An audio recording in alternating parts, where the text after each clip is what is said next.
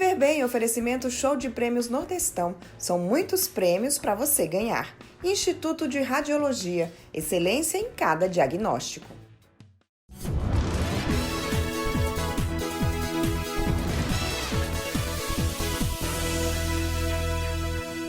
Bom dia, mais um sábado, hoje 21 de setembro, Viver Bem está no ar. Um dia muito feliz porque hoje tem Meia do Sol, né? O maior evento esportivo aqui do nosso estado, tem muita gente correndo, muita gente que vai se desafiar aí nas provas de 5, 10 e 21 quilômetros. E quero deixar o conselho para você que não vai correr. Serão mais de 7.000 atletas nas ruas, então evita ali as imediações do Arena das Dunas, Campus Universitário, Roberto Freire e Via Costeiro, porque tem muita gente correndo. E ao invés de reclamar, você tem que aplaudir essas pessoas que estão correndo para viver bem e também se estimular, né? Quem sabe no próximo ano você não estará com a gente correndo. Viver Bem vai estar lá gravando para você e no próximo sábado a gente traz a cobertura da Meia do Sol.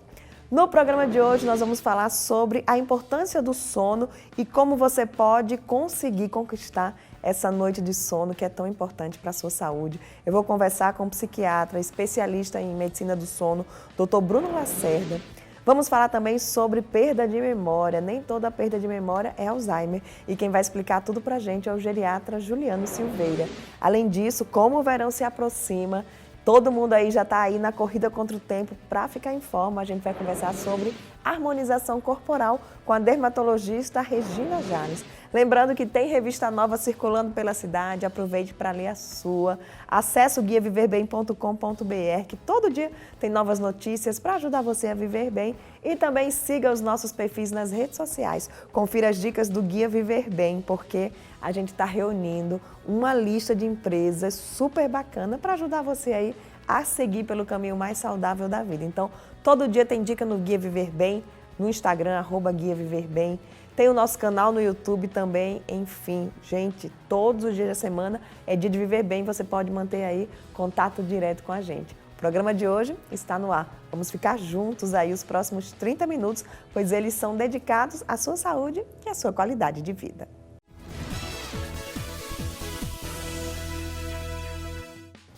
Vamos começar o programa falando sobre um ponto que é muito importante aí para quem quer viver bem, que é o sono. Tem muita gente aí tendo o seu sono comprometido e isso termina gerando muitos prejuízos, não só para a saúde, mas para a qualidade de vida como um todo. Estou recebendo o Dr. Bruno Lacerda, psiquiatra, especialista aí nessa área de sono, e a gente vai bater um papo para ajudar você a dormir bem, porque isso é fundamental para a sua saúde. Bom dia, Dr. Bruno, bem-vindo mais uma vez aqui no programa, né? Bom dia, eu que agradeço a oportunidade. Então, doutor Bruno, quais são os principais problemas que as pessoas estão enfrentando hoje para ter aí esse sono comprometido? O que é que está atrapalhando tanto o nosso sono?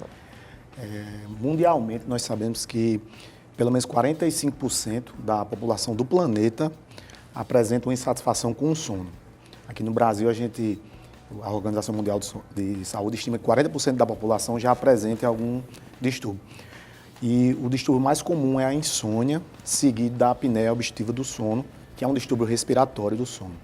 O que é que causa insônia? Quais são os fatores hoje que mais Nós falamos que existem fatores predisponentes, né? O indivíduo ele já apresenta uma genética favorável ao transtorno da insônia.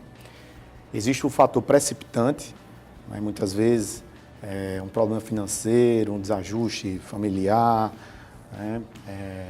Problema social ou acadêmico, ou algum fator estressor que desencadeie, né, a patologia em si.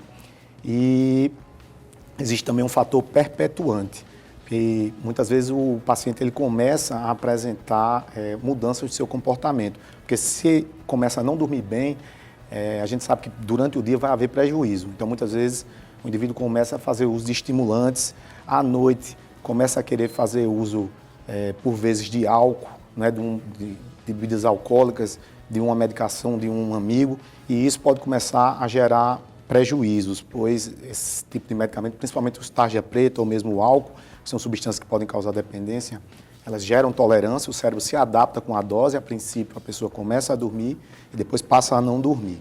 E isso aí vai gerando um problema mais sério. A gente fala muito de higiene do sono, né? Aquela questão de você preparar o ambiente. Como é que seria essa preparação? O que é que as pessoas devem levar em consideração? Quando a gente está diante de um paciente que ele apresenta insônia, nós vamos em busca primeiro de alguns hábitos e comportamentos que podem estar impactando no sono dele. Um deles seria isso, o uso de estimulantes, né? Muitas vezes o uso de medicamentos que causam dependência, muitas vezes o paciente já começa a apresentar uma dependência ao uso daquela substância e não consegue dormir mesmo em uso dela. E à noite a gente orienta que o paciente comece a apresentar uma rotina relaxante. Então evitar o uso de estimulantes, cafeína após 5 da tarde, o uso de nicotina, chá verde, refrigerantes tipo cola. E também, na hora de dormir, evitar a luz de tela, o que é muito comum hoje, né? O uso de smartphones e qualquer equipamento eletrônico que tenha essa luz branca. Isso impede a liberação de melatonina, atrasando a fase do sono. A questão da prática de exercícios, né? Eu falo que eu treino de manhã cedinho, então isso para mim é maravilhoso, que à noite realmente eu estou com sono, mas porque eu acordo cedo. Quem treina à noite tem esse sono prejudicado? A gente orienta que pelo menos tenha um intervalo de 3 horas, do horário que faz a atividade física para o horário que vai dormir, porque na verdade ocorre um aumento da temperatura corporal e isso não favorece a nossa fisiologia, pois quando a gente inicia o primeiro estágio do sono, que é o sono não REM, N1, há uma queda de temperatura e como houve essa atividade próximo ao horário de dormir, então há uma maior dificuldade, né, essa diminuição de temperatura e início do sono. É por isso que na hora do almoço nós temos também fisiologicamente uma necessidade, né, muitas vezes a gente apresenta uma certa sonolência entre o período de meio-dia a 2 horas da tarde, porque também fisiologicamente a gente apresenta essa queda de temperatura. É bom dormir nesse horário? Quem puder? Quem não apresenta nenhum distúrbio, né, relacionado ao sono, principalmente insônia, a gente orienta que não durma durante o dia, porque a gente vai acumulando uma substância no sistema nervoso central que chama adenosina, e essa substância ela vai aumentando a pressão do sono à noite. Então aí a gente vai orientar nesse sentido. Mas para uma pessoa que ela tem essa necessidade e que ela está apresentando um prejuízo funcional em virtude da insônia, a gente orienta que ela tire um cochilo de 30 minutos. E aí coloque lá um despertador, né, um alarme para reconduzir a sua vida. Doutor Bruno, já que a gente está falando aí da questão da insônia, depois a gente fala um pouquinho da apneia do sono. Como é que é o tratamento? Ou como é que é diagnosticado que essa insônia pode ter uma causa fisiológica? Como é que se dá o tratamento? Na verdade, assim, como a insônia é o transtorno mais comum, um estudo realizado no estado de São Paulo, observou-se que 70% das pessoas que foram entrevistadas nesse estudo apresentavam alguma insatisfação com o sono. Mas uma coisa é a gente observar o que realmente é um transtorno e o que são sintomas isolados. Porque para configurar o transtorno da insônia, o indivíduo tem que ter pelo menos, durante a semana, 3 dias em que ele não durma bem por pelo menos 3 meses, para configurar um transtorno crônico. Que aí a insônia ela se cronificou e aí ela vai começar realmente a gerar um dano para essa pessoa. Então, a princípio, a gente observa os hábitos de vida, se existe algum hábito ou comportamento que está impactando, né, no sono dessa pessoa. A gente vai trabalhar a higiene do sono, dormir no quarto escuro, em silêncio, uma temperatura agradável para a pessoa. A gente orienta muitas vezes que a pessoa tome um banho morno, faça uma leitura. Esse banho morno é importante porque o corpo percebe que houve um aumento de temperatura e ele mesmo vai resfriar, já favorecendo aquele momento em que vai haver uma indução do sono. Um fato importante também é quando o paciente ele passa a ler, porque o fato de ir para a cama e começar a achar que não vai dormir, porque esse é um fator perpetuador da insônia, é a ansiedade que é gerada com esse fato. Então, quando a gente solicita que o paciente faça uma leitura, ele não vai estar olhando para uma tela, né, para o seu celular ou para a televisão, e vai estar quebrando essa parte cognitiva, porque ele não vai estar pensando que talvez não vá dormir. Olha aí que coisa boa. Antes a gente tinha esse hábito, né? Todo mundo lia antes de dormir, mas hoje pega o telefone, já fica ali na cabeceira da cama. Isso atrapalha demais. Isso. E o que a gente sabe também, os estudos apontam para isso. Quem vive mais e melhor é quem vive ritmado. Então a gente orienta também que as pessoas tenham um horário, uma rotina, né? Tem um horário para dormir, um horário para acordar, um horário que sinalize também para o organismo, principalmente as principais refeições, porque nós temos um relógio biológico. Então é importante que a gente sinalize para o organismo que nós estamos vivendo de forma sincronizada. E os estudos apontam para isso. Quem vive dessa forma vive mais e melhor. Inclusive, se a gente conseguir também fazer com que esse ritmo ele se alargue até os finais de semana. Né? Que é mais difícil, as pessoas quebram, né? Quebram, que a gente chama de jet lag social. Vive ritmado durante a semana, mas no final de semana, muitas vezes sai de madrugada e dorme mais tarde, e aí tem esse desequilíbrio. Doutor Bruno, rapidinho, sobre a apneia do sono. A gente sabe que tem aquele CPAP, né? Que chama CPAP, Isso. tem um aparelho, mas como é que as pessoas podem identificar que elas têm apneia do sono e como buscar esse tratamento? A apneia do sono é o segundo transtorno mais comum dentro do âmbito dos distúrbios do sono. E os pacientes que são eleitos para esse tipo de tratamento são os pacientes que apresentam apneia moderada ou severa. Né? E isso faz com que haja várias pausas respiratórias ao longo da noite, fazendo com que haja um aumento do trabalho cardíaco. E aí essas pessoas elas devem fazer, né, um exame, que é o exame de polissonografia. A partir daí a gente pode dar o diagnóstico, junto com a clínica, né, que o paciente apresenta. Apesar de dormir a noite inteira, ele se sente muito cansado no dia seguinte, fadigado, sonolento, irritado. E a partir dessa queixa e associado ao exame, nós vamos iniciar o tratamento. Em geral, é perda de peso, que a gente sabe que a gente vive uma epidemia aí, né, de sobrepeso e obesidade. E, em geral, esses pacientes apresentam sobrepeso. A gente vai ter que trabalhar nisso.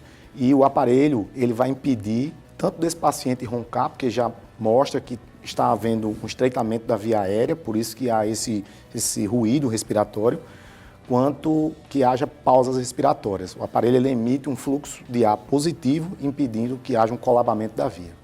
E aí a pessoa consegue ter a noite de sono tranquila. Isso, aí é impressionante, porque quando os pacientes eles se adaptam com o aparelho, a maior dificuldade realmente é a adesão ao aparelho, porque o paciente vai dormir com uma máquina, uma máscara, uma máquina ao seu lado e uma máscara.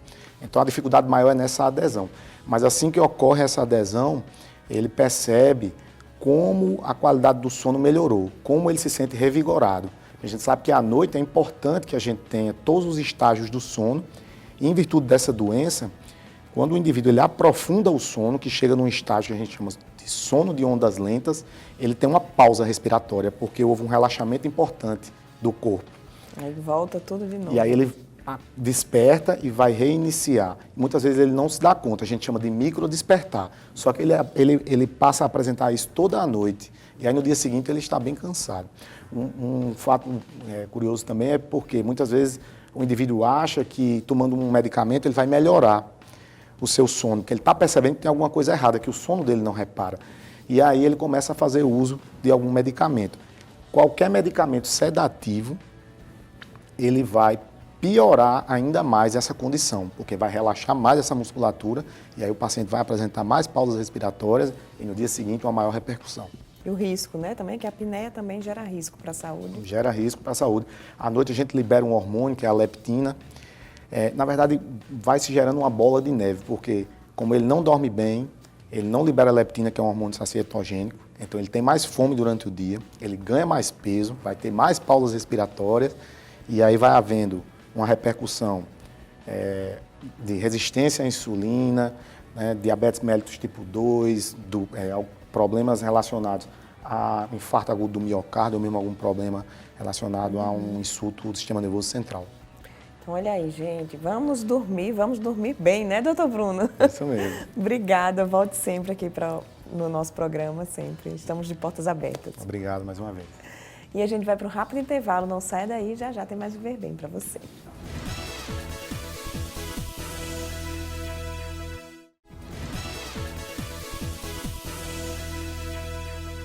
Os esquecimentos são cada vez mais frequentes, tem muita gente aí procurando geriatra achando que pode ser Alzheimer, mas nem toda falha de memória, nem toda deficiência da memória é Alzheimer e a gente vai conversar sobre isso com o geriatra Dr. Juliano Silveira. Bom dia, doutor Juliano. Bom dia, Juliana. Realmente, as pessoas estão mais esquecidas realmente hoje? Realmente a gente tem uma procura importante com queixas de esquecimento, acreditando que possa ser algum quadro de Alzheimer.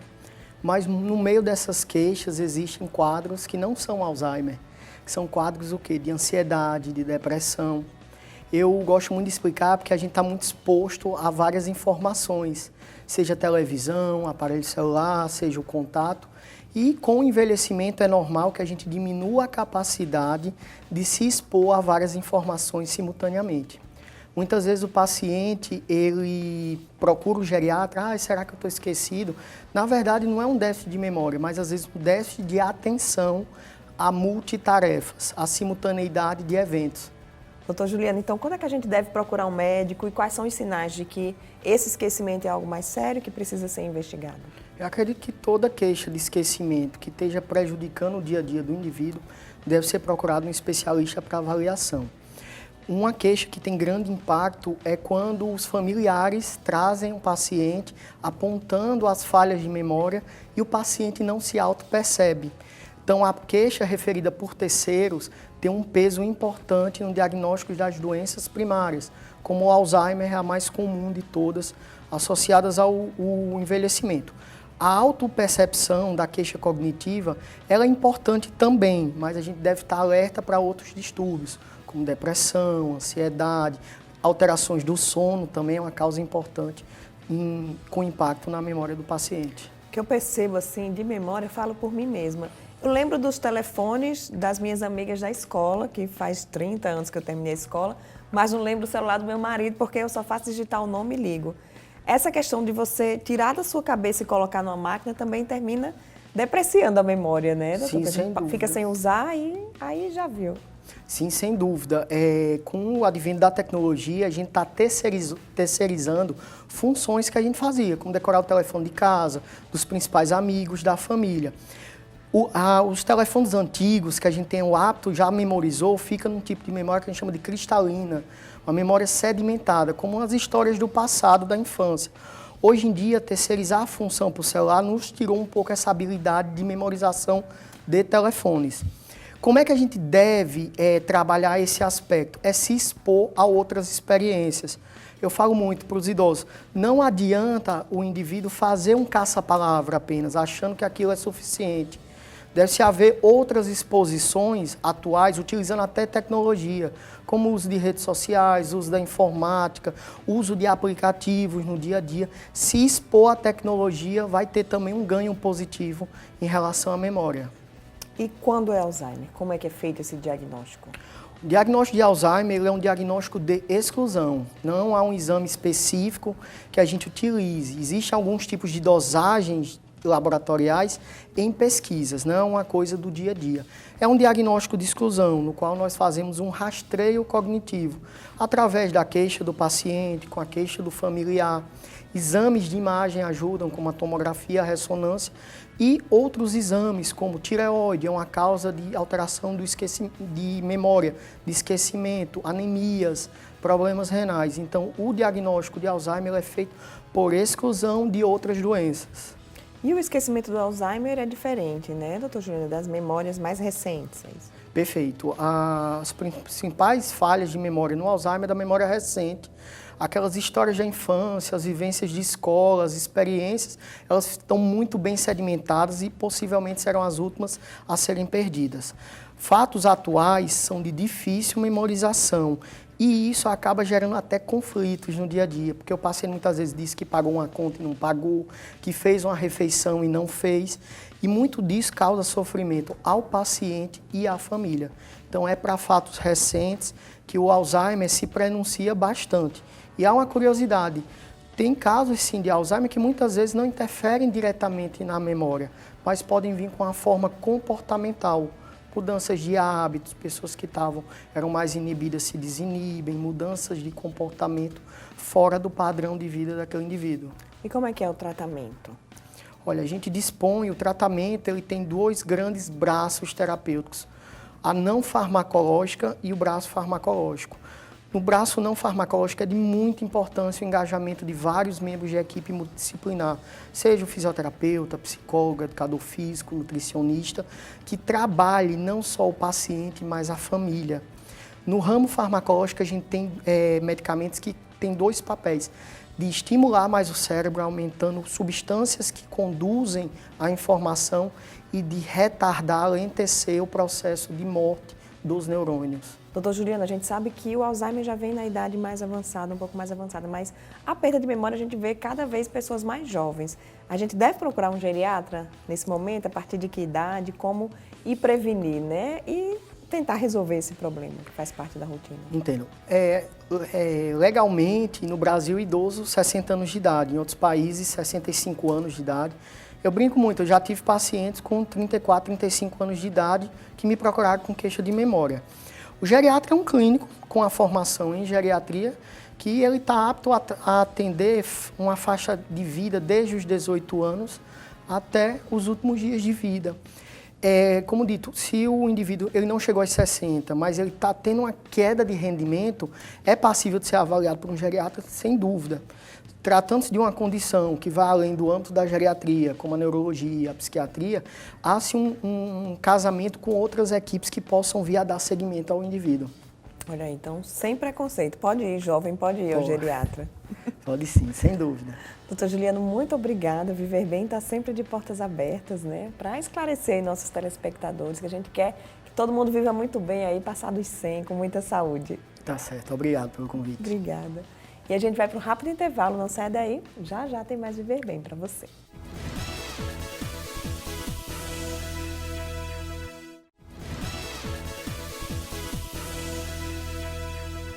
21 de setembro, a gente já está aí na contagem regressiva para o verão, né? Já estamos literalmente segunda, a gente já entra na primavera e depois vem o verão. E essa é a época de quem quer fazer aqueles retoques no corpo para ficar com o corpo em forma, um corpo bonito para desfilar aí nas praias. E a gente está conversando muito, está vendo muitos dermatologistas falando sobre a questão da harmonização corporal. E convidamos a doutora Regina Jales para bater um papo sobre esse assunto. Bom dia, doutora Regina. Bom dia, obrigada, Gil, pelo convite. Sempre um prazer estar aqui. A harmonização facial a gente já falou muito, né? Isso. Segue esse mesmo protocolo, a harmonização corporal?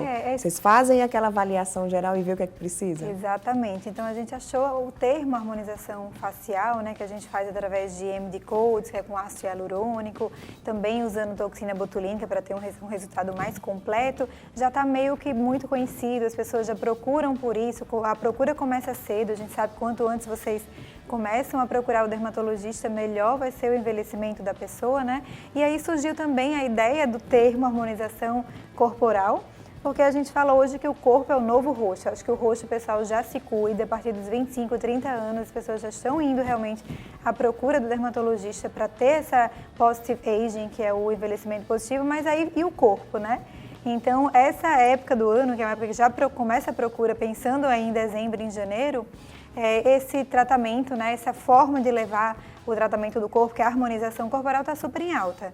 E o que seria a harmonização corporal, né? Então, seria a melhora de queixas do corpo. Exemplo, o paciente tem gordura localizada, não quer se submeter a um procedimento cirúrgico por 1001 razões, ou porque não tem aquele tempo de ficar no pós-operatório, ou simplesmente porque não quer correr o risco de uma cirurgia. Então, o que mais aumenta hoje é a procura pelos procedimentos minimamente invasivos. Então, tem uma máquina chamada Cool Sculpting, que é uma máquina padrão ouro para gordura, tem FDA, quer dizer, é um tratamento comprovado para gordura, e ela diminui a gordura e deixa o corpo mais esculpido. Então, assim você vai ficar com o corpo mais bonito e mais satisfeita. Agora, não é só ela, né? Algumas vezes as pessoas, além da gordura, têm flacidez. A flacidez pode ser no abdômen, pode ser no glúteo, pode ser entre pernas. E aí já são outros protocolos, outros tratamentos, outras máquinas que venham a somar para essa harmonização corporal. Quando a gente fala nesses tratamentos, é muito batido e muito difundido aí no caso dos tratamentos estéticos, né? As pessoas procuram clínicas de estéticas para isso, clínicas de estética para isso. Mas qual o diferencial de ter esse acompanhamento de um dermatologista, né, para ir fazer esse tratamento específico? O corpo é uma área que tem pele, gordura, músculo, assim como o rosto. Então, é uma área muito estudada pela dermatologia, pelos médicos, Os tratamentos, os protocolos, muitos deles têm injetáveis, então existe um risco. Vocês acompanharam algum caso há pouco tempo, né, inclusive de morte, que o paciente fez um desses preenchedores, deu uma embolia, o paciente faleceu. Então, tudo tem um risco. E para usar as máquinas melhores, tem que ser com acompanhamento dentro de uma estrutura médica, para que possa, em caso de intercorrência, que a gente prefere que não tenha, mas todo procedimento tem algum risco, que o paciente fique seguro que vai ter o acompanhamento necessário. Então, você não vai fazer uma bioestimulação, por exemplo, usando um Sculptra, que é o ácido polielático, ou Radiesse, que é a hidroxiapatita, com um não médico, porque a sua chance de complicação e principalmente de ter o retorno, caso venha essa complicação ocorrer, é menor. Então, a gente indica que seja feito realmente por médicos, dermatologistas, que são os especialistas na pele e nessa área também corporal. Quanto tempo as pessoas começam a perceber o resultado dos tratamentos? Então, essa é a questão, né? A gente indica para começar a procurar já agora, setembro, outubro, porque essas máquinas, principalmente essas corporais, elas demoram 1, 2 até 3 meses para estar no efeito final.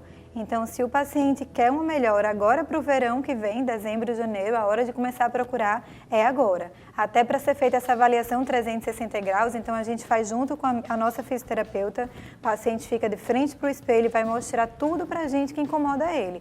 Pode ser que incomode a gordurinha do sutiã, pode ser que incomode o braço gordo, pode ser que incomode as marcas das costas, que muita gente no verão gosta de mostrar as costas e às vezes fica com aquela marca do sutiã. Pode ser o flanco, essa área aqui de trás que incomoda muita gente. Seja onde for, a gente vai avaliar e propor, então, um tratamento adequado para aquilo. E se for tudo, dá jeito também. Pois é, às vezes é tudo, né? Já chega o paciente falando, doutora Regina, eles veem aquela lista de procedimentos, né, que tem para fazer, eu posso marcar um xizinho em tudo, né? Então, na verdade, assim, a gente tem queixas, acho que as mulheres têm queixas, é muito difícil não ter uma mulher que não tenha uma queixa ou do rosto, ou do cabelo, ou do corpo. E se pegar só uma dessas, vai ter queixa também. Então, dificilmente a gente está 100%, por exemplo, satisfeito com o nosso corpo. Às vezes a pessoa quer um braço um pouquinho mais magro, outra pessoa acha que a cintura poderia ser um pouquinho mais fina. Então, é muito comum entre as mulheres e uma coisa que a gente percebe é uma autoestima realmente muito grande após esses procedimentos. Então, eu acho que o benefício é até maior do que só a aparência. Eu acho que é um bem-estar, aumenta a endorfina, a pessoa se sente melhor, se sente mais feliz, passa uma energia diferente. Isso a gente percebe muito nos tratamentos faciais e também corporais. Eu acredito que o corporal também deve seguir a mesma linha dos faciais. Quanto mais cedo você procura, com certeza, tem menos o que corrigir, né? Exatamente. Isso serve para tudo, né? Na verdade, acho que a prevenção é sempre o melhor caminho. Então, por exemplo, a pessoa emagreceu demais, aí ficou mais flácida. Vamos começar a tratar já de agora? Ou então, ao contrário, eu comi meio errado, estou meio com a gordurinha, mas não está tão grande ainda, mas eu quero já tratar. Entendeu? Outro caso muito comum, a pessoa faz tudo certo, se alimenta bem, faz exercício físico, mas tem aquela pochete que não sai por nada na vida. Pode ficar 5 horas na academia e não sai. Então, nesses casos, a tecnologia pode ajudar. Por que não, né? E realmente tem dado resultados bem satisfatórios. Ótimo, doutora Regina, muito obrigada. Bom falar sobre obrigada corpo, né? A gente sempre fala sobre rosto aqui, mas o corpo também faz parte. E muitas vezes é o corpo que denuncia a idade, né? Porque Exatamente. A pessoa tem aquele, do jeito que está hoje, né, Ju, essa preocupação com o rosto. E a gente até brinco que o rosto começa aqui e termina aqui, para a pessoa lembrar que tem o pescoço, tem um contorno e tem o colo, né? Que às vezes você fica com o rosto. Pescoço, colo, mão e braço denuncia. Exatamente. Se não cuidar, não vai ter, cedo. não dá. Obrigada, doutora Regina. Obrigada, volte Ju, sempre prazer. aqui ao Viver Bem. E o programa de hoje fica por aqui. Obrigada por sua audiência. Próximo sábado, 9 horas da manhã, a gente se encontra mais uma vez e eu estou te esperando.